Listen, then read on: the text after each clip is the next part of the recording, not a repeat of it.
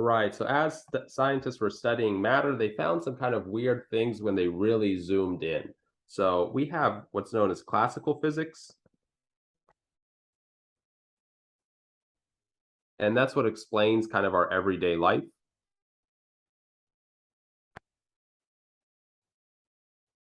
Right. And it's very intuitive because this is the scale that we live on and this is the scale that we perceive life to be. So for example, if you throw a ball up, it's going to come down. If you start at one side of the room, you have to walk through that entire room to get to the other side, that kind of thing. But when you zoom in on really, really small things, things get a little bit weird.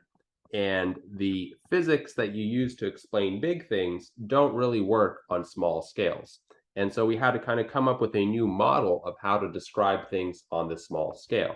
And so that's what's known as quantum mechanics. And it explains small scale physics. Right. And we can use a little bit of an analogy. So here's our little TV analogy. So, right, you've got this, maybe video of a cat or picture of a cat, and everything looks really nice and smooth.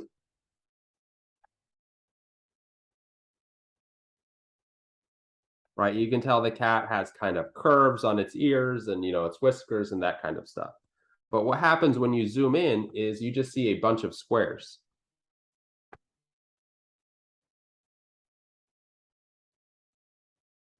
And so there are no smooth surfaces, right? They're all just squares. They all have jagged surfaces.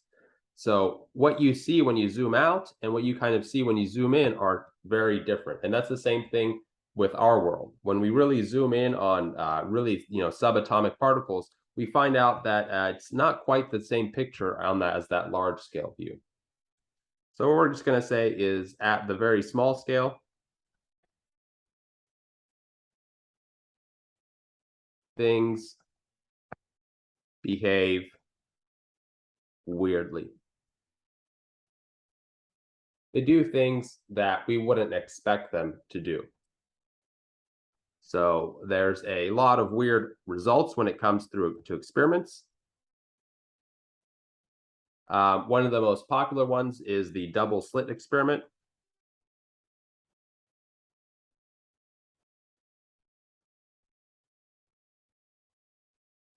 So in this type of experiment, you've got some kind of barrier with two slits in it, right? So here's my barrier. There's two little holes in it. And then on the end, you've got some kind of detector. And then you're going to shoot stuff at it. So for example, you could shoot particles. Right, so we've got these little kind of circles everywhere. And what would we expect to happen? Well, if we shoot them straight, we'd see some of them would just hit the wall, so they wouldn't go through. And then through the slits, they would go through. And so what you'd expect to see on your detector is just basically two lines that correspond to your two slits.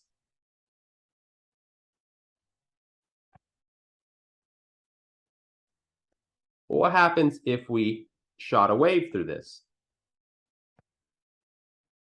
Right, so we've got a wave, it's going to grow, it's going to grow, it's going to grow, right? And then it's going to hit these two slits, and then that wave is going to kind of split off into two separate waves. Right, and then they're going to continue to propagate through here. And you can see that the wave kind of got split into two waves because of the two holes, and then those two waves started interacting with one another. They're going to, at some points, interact constructively, and at some points, interact destructively. And so what we'd expect to see is just basically alternating areas of peaks and valleys where the waves interacted constructively and deconstructively. So they did this experiment with light, right, which we see as a wave. And then they did this as with the same experiment with electrons, right? They shot electrons through it, which we would think of as particles. However, the results that they got were very weird.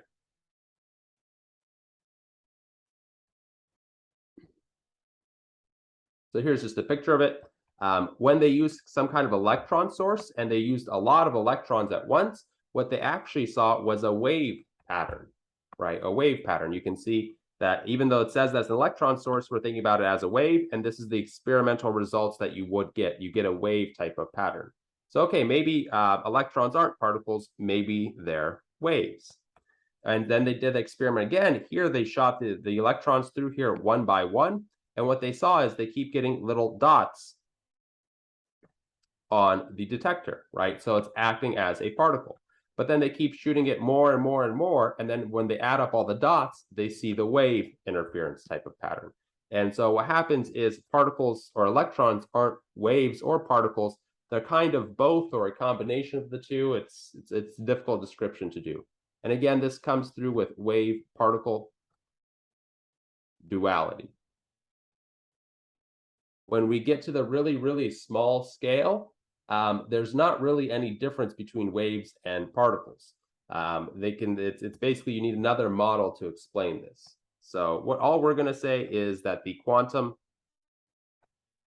world is weird because it doesn't follow the same rules that we follow, but it has amazing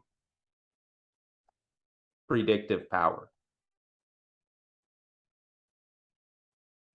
And that's what we really want out of science. We want to be able to predict things. When we want to cure new diseases, we have to understand how it works. And then when we understand how it works, we can predict end results, and then we can make solutions for things.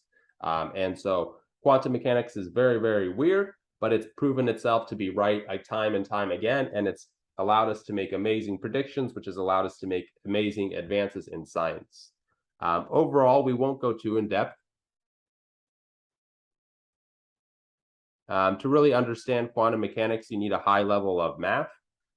If you're interested in kind of more quantum mechanics backgrounds, go ahead, check out your textbook, but we're going to kind of more focus on the chemistry aspect of it and less so the physics aspect.